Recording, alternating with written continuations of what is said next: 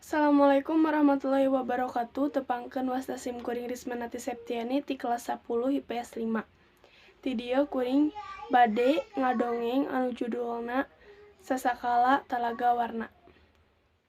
Sasakala Talaga Warna. Jaman baheula aya hiji kerajaan anu aya di Jawa Barat. Kerajaan eta dipimpin ku raja anu kacida bijaksana. Rakyatna hirup sejahtera. Tapi hanjakal, geus mangtaun-taun anjeunna teu gaduh putra. Raja geus kaitu ka dieu tatamba sangkan prameswari tiasa ngagaduhan putra. Dikersakeun ku anu kawasa nya prameswari teh ngandung. Kangjeng raja kacida bingahna, ninggal prameswari ngandung teh. Nya dina waktosna lahir hiji putri anu kacida geulisna. Ku nyaah-nyaahna sagala pamenta putri teh taya nu dipungpang, estu dihayukeun pisan. Teu karasa sakedap deui putri usiana 17 taun.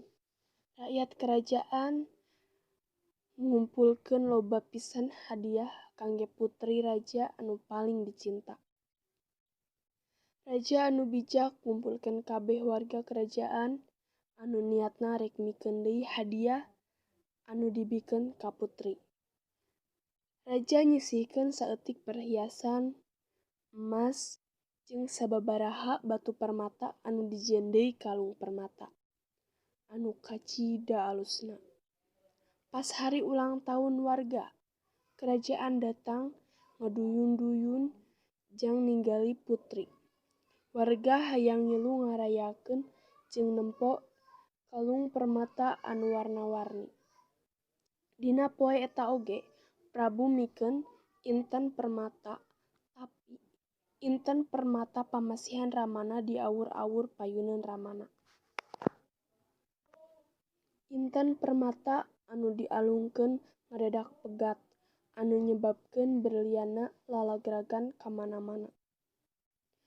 Ari burial teh cai tina taneuh beuki lila beuki ngagedean anu ahirna karaton kakeueum.